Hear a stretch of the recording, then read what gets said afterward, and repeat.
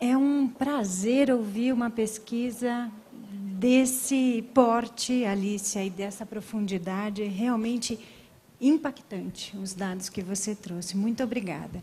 Eu vou passar, então, a palavra para a Ruth. Por favor, Ruth.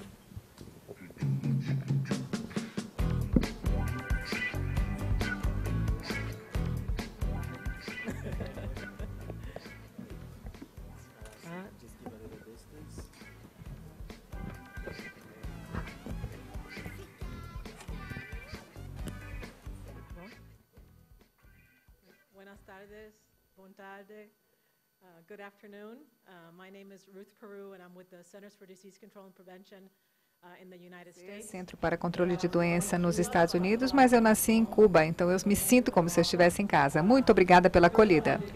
Antes de mais nada, gostaria de agradecer à Fundação Maria Cecília Souto Vidigal por me convidarem, por me darem esta oportunidade de discutir o trabalho que vimos fazendo no CDC em relação à parentagem. Vimos muitas pessoas apresentando dados, e eu do CDC, sou também de saúde pública, temos muitos dados. Mas nessa apresentação especificamente, vou falar sobre um estudo que fizemos sobre parentalidade em crianças em situação de pobreza para promover o desenvolvimento infantil. Vou falar do que descobrimos nesse estudo e também como se pode, talvez, implantar algo semelhante ou aprender com isso que nós fizemos.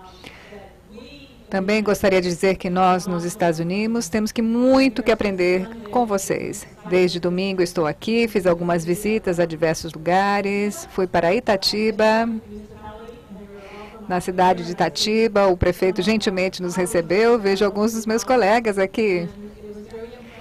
Eu fiquei muito impressionada com o que já está acontecendo no Brasil, em termos de políticas sociais que vocês têm implantadas para permitir e apoiar o desenvolvimento das crianças e para ajudar os pais. Eu fico com ciúmes do trabalho que está sendo feito aqui.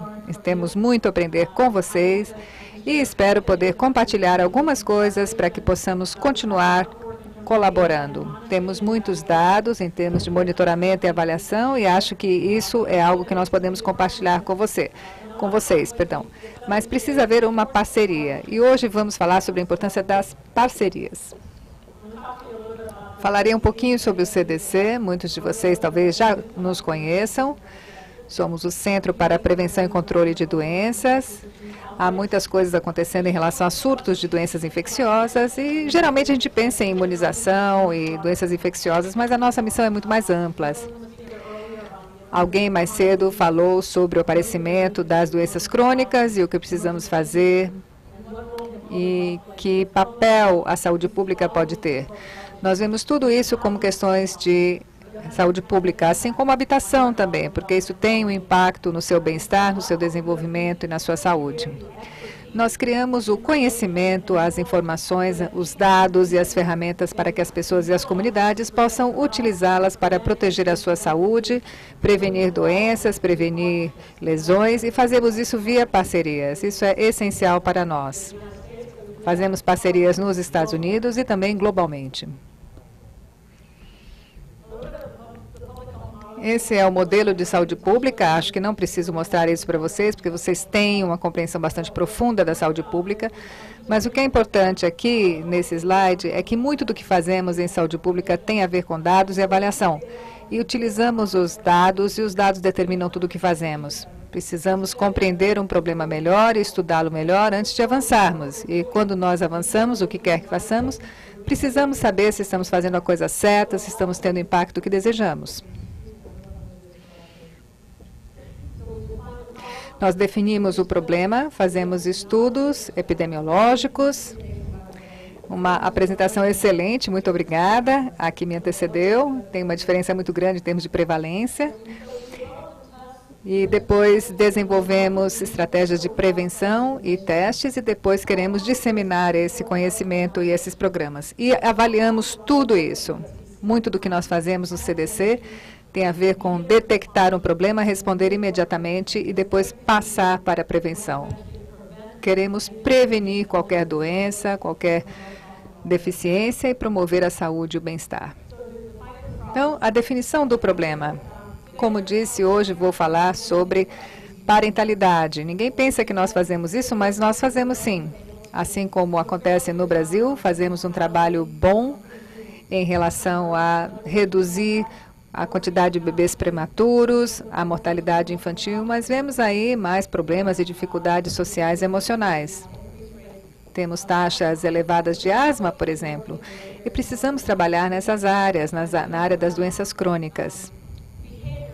E mesmo comportamentos que levam a doenças crônicas durante a vida.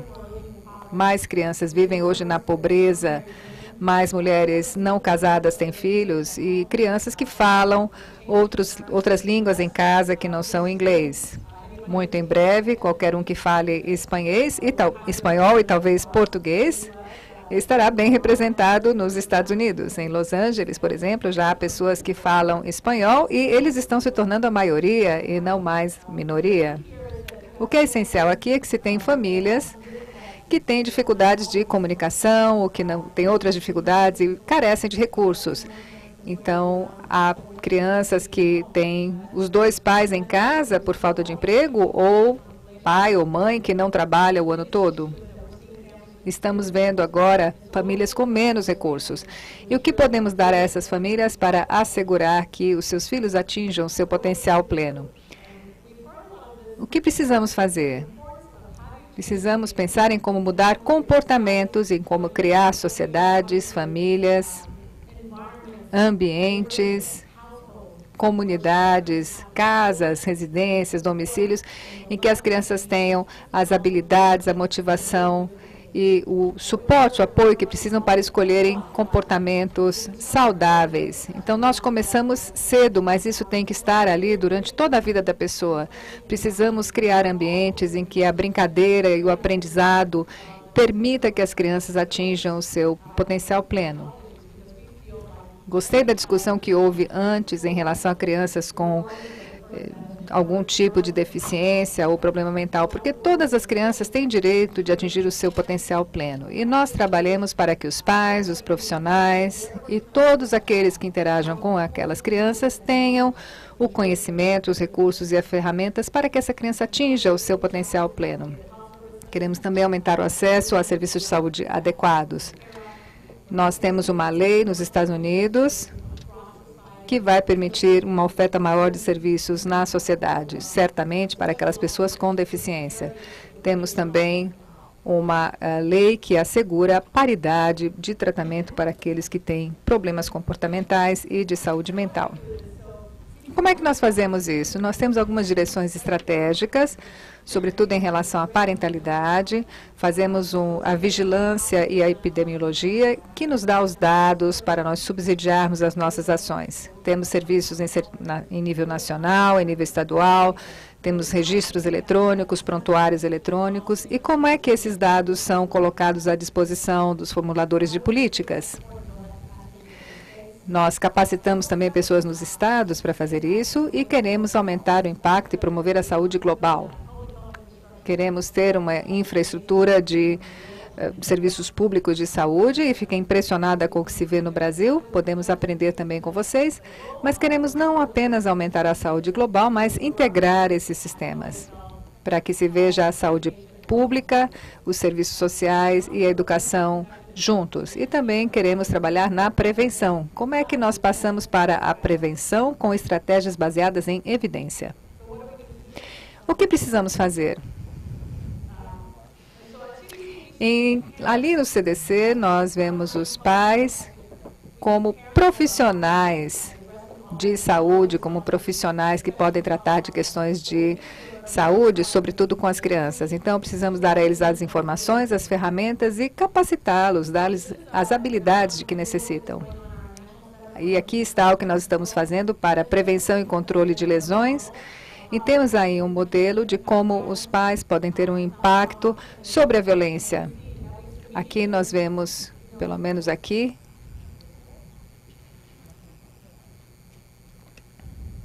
a parentalidade, que se associa a exposições adversas que têm um impacto na arquitetura cerebral, vocês já ouviram falar sobre isso, e a problemas emocionais e comportamentais. Se essas questões não forem tratadas, isso leva a um comportamento de risco para doenças crônicas, ao suicídio e à agressão. A gente vê a violência entre os jovens, a gente vê a violência doméstica, e nós vemos também que crianças que têm 4 ou mais episódios de violência doméstica, abuso de substância, abuso de álcool, essas crianças que presenciam isso em casa têm uma probabilidade maior de entrar num comportamento de risco, quer sexual, quer de abuso de drogas, quer de abuso de substâncias, e também tem uma probabilidade maior, até a idade de 50 anos, de ter câncer, depressão e doenças cardiovasculares. Então, essas primeiras experiências têm um grande impacto, não apenas imediato, mas durante a vida da pessoa. Quanto mais pudermos fazer na primeira infância, mais impacto poderemos ter em ter adultos saudáveis e que usufruam de bem-estar. É importante que haja interação entre mãe e criança. Essa experiência tem que ser uma experiência de qualidade. No CDC, a estratégia para a prevenção é focar na parentalidade, nas relações saudáveis. Estamos também olhando para a parentalidade para prevenir as deficiências de desenvolvimento, mas trabalhamos com os pais, porque sabemos que o que acontece nesses primeiros anos de vida, e mesmo no período pré-natal, lembrem-se da química do que acontece no útero, a depressão durante a gestação, a gente vê uma associação entre tudo isso e comportamentos de hiperatividade, assim como o fumo também tem um impacto sobre a criança e sobre o seu desenvolvimento. Nos concentramos na parentalidade, mas de um ponto de vista positivo. A parentalidade positiva pode ter um impacto e nós precisamos dar aos pais os instrumentos para isso. Algumas outras agências federais têm um enfoque baseado em população. Eles querem mudar a sociedade para criarmos ambientes melhores para as crianças e melhores ferramentas para os pais. Nós nos concentramos nas crianças mais vulneráveis, e vou falar do estudo que fizemos. E trabalhamos em todos os níveis. Quais são essas evidências, essas estratégias de 1 a 1, ou essas políticas que nós podemos implantar num determinado domicílio, numa comunidade, numa cidade, ou no estado, ou como nação? E essas estratégias têm que ter um impacto sobre o desenvolvimento infantil. O CDC tem um papel único nesta interface entre ciência e ação. Nos Estados Unidos, fazemos muitos estudos e sabemos muita informação, mas muitas vezes leva 20 anos para pegar esses estudos científicos e traduzi-los em ações. Muitas vezes, o que a saúde pública pode fazer é imediatamente fazer intervenções baseadas em evidência no setor de saúde pública, e agora estamos fazendo também parceria com outras entidades federais para aplicar isso na educação precoce, no sistema de saúde mental e no sistema de saúde comunitários. Como lhes disse, temos esse paradoxo. Temos muita informação, muitos dados, mas como passamos a investir mais no desenvolvimento infantil precoce? É isso que nós tentamos fazer, e vou falar agora desse estudo Legacy for Children, o legado para as crianças. Esse é um slide bem poluído, por assim dizer, mas é um modelo lógico. A gente adora os modelos lógicos lá no CDC, mas esse é um modelo Legacy. Em 1992, eu estava lá na pré-escola, eu vim para o CDC e comecei a trabalhar no estudo Legacy. Nós tínhamos alguns estudos epidemiológicos que mostravam estudos e disparidades em termos de atrasos e outcomes para crianças, e víamos isso nas crianças que viviam em situação de pobreza e nas afro-americanas. Como é que nós solucionávamos isso? Nós nos encontramos com diversos especialistas, com diversas agências do governo, e pensamos, o que precisamos? Precisamos de dados, evidências e modelos que possam ser escalonados e ampliados para que possamos ter um impacto sobre o desenvolvimento dessas crianças. Nós colocamos esse modelo como uma espécie de contrato, e as universidades, então, nos ajudaram a modelar o programa Legacy. nós tínhamos essas filosofias. Todas as crianças têm o direito de atingir o seu pleno potencial, independentemente de onde vivam. Os pais, independentemente das circunstâncias, podem exercer o seu papel de pai e mãe. E isso aqui a gente discutiu muito.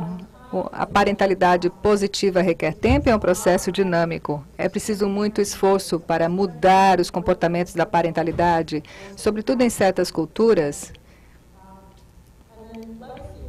E o Legacy trabalha com esses mecanismos: a interação mãe-criança, a promoção do senso de comunidade e o aumento da autoeficácia. As pessoas pobres nos Estados Unidos não têm um sistema de suporte, não têm pessoas a quem recorrer para obter conselho, ou simplesmente para ter aí uns momentos de lazer. E foi isso que nós fizemos. Nós tivemos grupos de mães para construir esse senso de comunidade. E em relação à autoeficácia, isto é, as mães têm que acreditar que o que elas fazem faz uma diferença na vida das crianças. E isso teve um significado muito profundo. Elas nunca acreditaram que o que elas faziam teria um impacto. Elas vinham até nós e isso foi um grande desafio.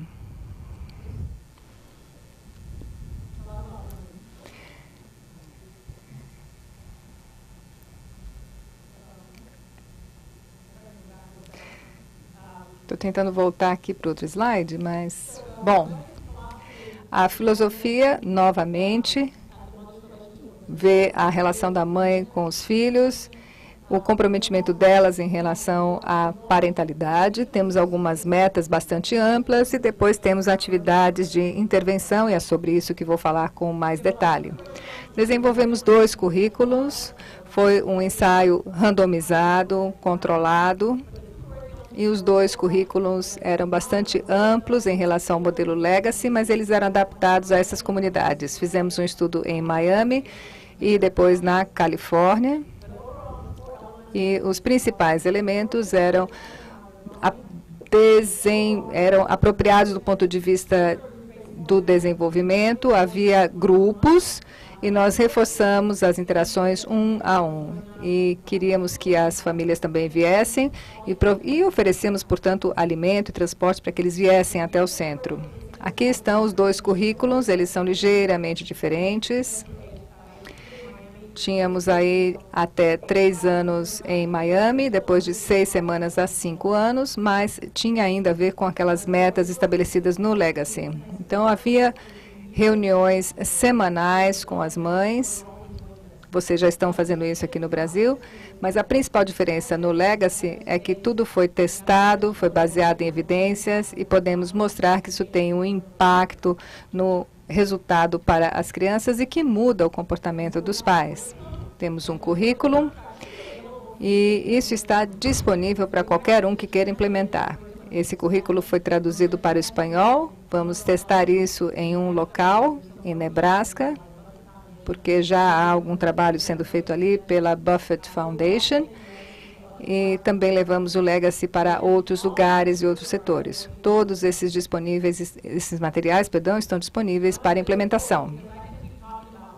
Posso continuar falando sobre o Legacy, temos alguns vídeos, mas a gente não vai ver esses vídeos hoje. E o principal aqui é o que as mães nos dizem. Na sociedade de hoje, eu me dei conta de que todos precisamos de alguém que nos ajude quando as coisas ficam difíceis ou quando a gente precisa só de um ombro amigo. Eu finalmente encontrei isso neste programa.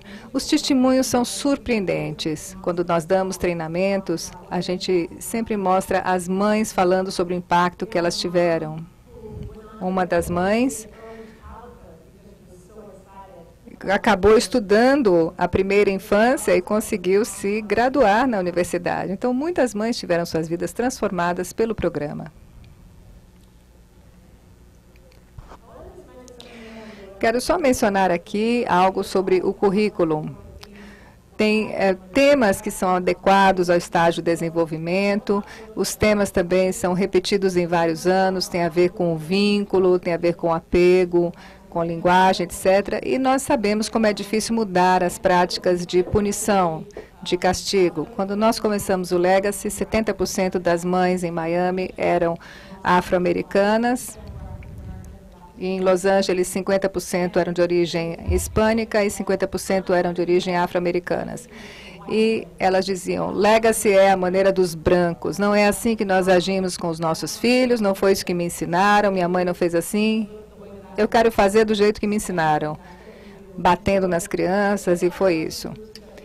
E no Legacy a gente disse, olha, não tem uma maneira certa de ser pai ou mãe, nós convidamos todos, e esse grupo é facilitado por um líder, e a gente deixa as mães falarem sobre quais são os problemas delas em relação a serem mães e pais.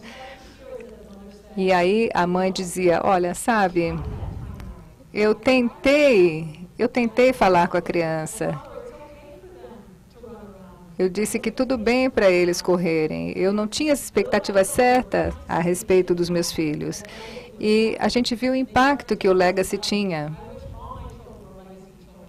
E eu vejo a diferença, dizem as mães. Eu vejo a diferença entre essa criança que eu educo conforme o Legacy e as outras que eu não eduquei conforme o Legacy. Isso nos surpreendeu, mas nós vimos essa mudança de comportamento acontecer. Em Los Angeles foi de 0 a 3 anos e em Miami até 6 anos. Mas leva tempo para as famílias mudarem. A gente tem que pensar em quantas gerações levou para as pessoas aprenderem isso. Em Los Angeles nós trabalhamos com o apego. Fazemos muita psicoanálise, perguntando para as pessoas como é que foram os pais deles, como é que foram as mães deles. Então, nós pensamos em tudo que é necessário para mudar um comportamento, no que é necessário para melhorar o desenvolvimento infantil, e tudo isso está no Legacy, e nós continuamos aprendendo no programa. Então, temos os dados, fizemos um ensaio randomizado, controlado, e vimos que as crianças das mães que tinham passado pelo programa tinham um score de QI maior e tinham menos problemas comportamentais. A interação entre mães e crianças melhorava. Este é um estudo que nós publicamos no Jornal Americano de Saúde Pública. E aos 24 meses, nós utilizamos o DECA, que é uma escala padronizada sobre comportamento infantil. E nós vimos aí que as mães que participaram do Legacy, tínhamos 52% em relação a 36%, isto é, menos crianças precisaram de intervenções quando as mães participavam do Legacy. Aqui nós temos o ponto de corte, 2,5. Essa é a norma. Aqui é a dificuldade das famílias. Então, a gente chegou ali na linha pontilhada e a gente tem muito trabalho ainda para fazer essa linha chegar ali na linha base. Também vimos que houve uma diminuição nos sintomas de hiperatividade. E em Los Angeles nós utilizamos um teste padronizado, um questionário, e nós vimos que dentre as mães de Los Angeles, só 26% das crianças tinham hiperatividade, enquanto que 42% no grupo de mães, de crianças que tinham mães que não participavam do programa. 2 anos depois da intervenção, ainda vemos um impacto. Os scores de QI, vocês veem aqui a idade de 3 anos, nós conseguimos mudar toda a faixa de QI quando as mães participavam do programa. Naquelas que participavam da intervenção, 50% das famílias estava acima do que se espera ver normalmente, enquanto que no controle só 30%. Então, há uma diferença de 20%.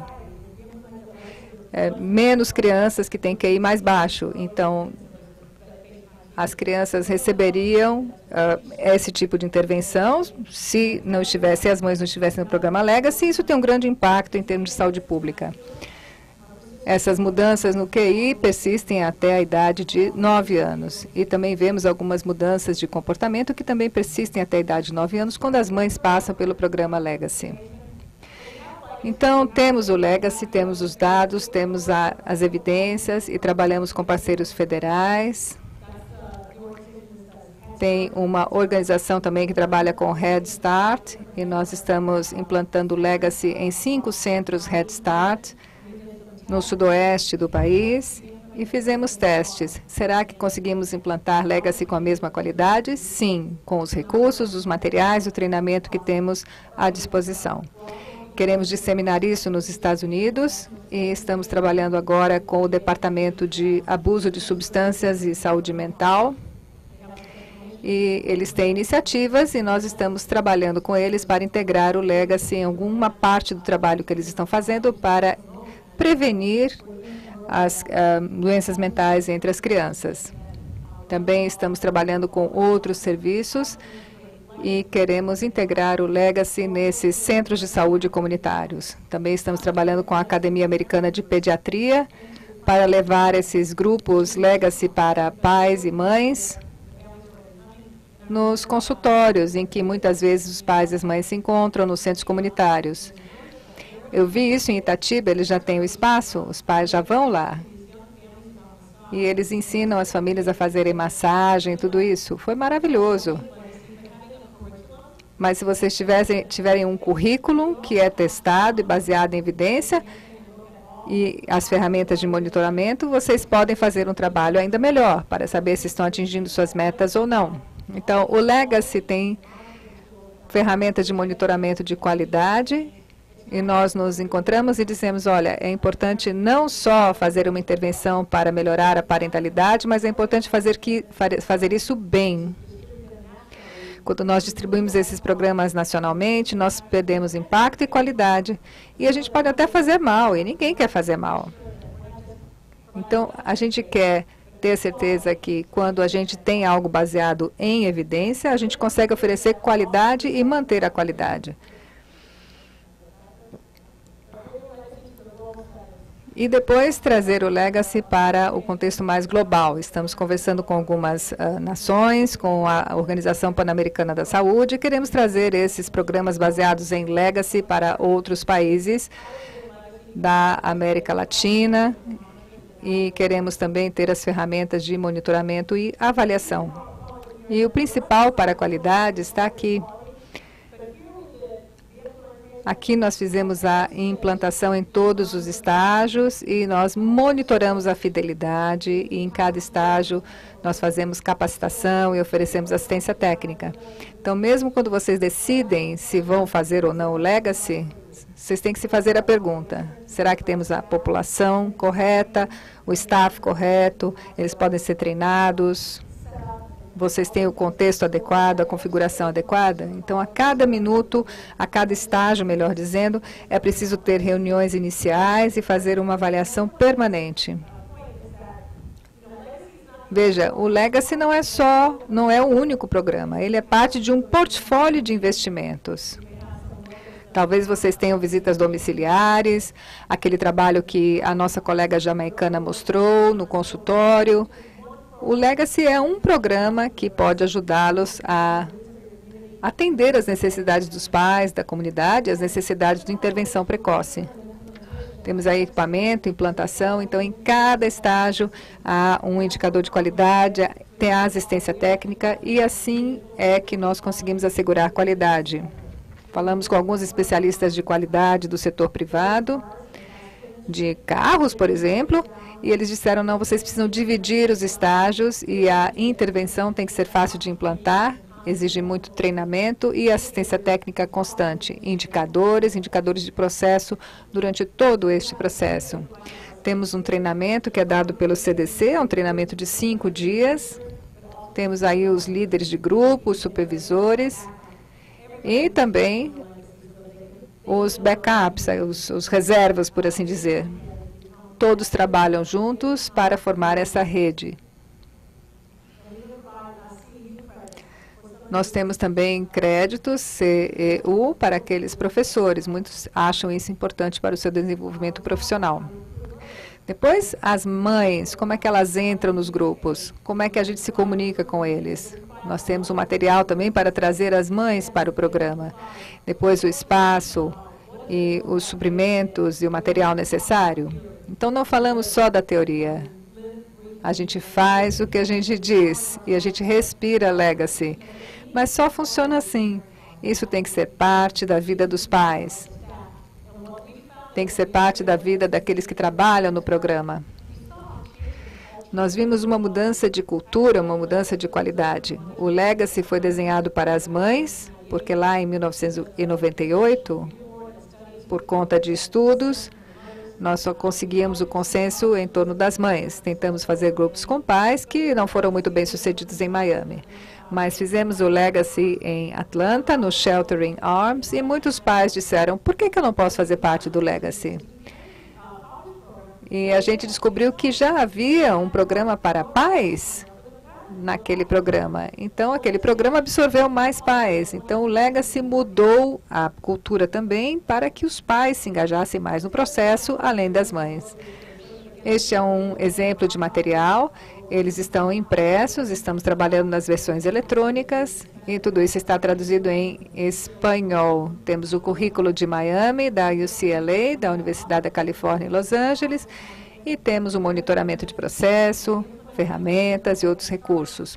Quando a gente implementa o Legacy com o Head Start, eles têm medições de performance no Head Start, e daí nós criamos os indicadores Legacy. Acabei.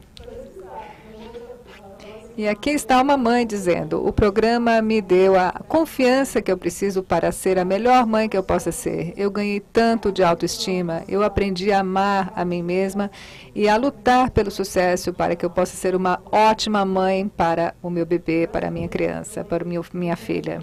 Depois temos aqui informação eletrônica e tudo isso ficará disponível para vocês. Muito obrigada a todos e esperamos poder continuar essa discussão.